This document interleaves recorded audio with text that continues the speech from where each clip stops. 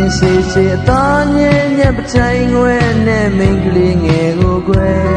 ဒီလိုင်းကြားကဝူတော်နဲ့တွေ့တဲ့မြင်အောင်နဲ့တိမ်မိုးသားတဲ့ဒုနှစ်ယောက်ရဲ့တက္ကရာတိမ်တွေရဲ့ဘယ်ကဘာစီများဝေးလွန်သွားခဲ့တယ်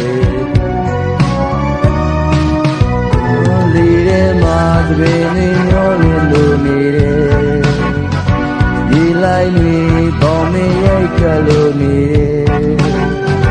ညစမ်းကြည့်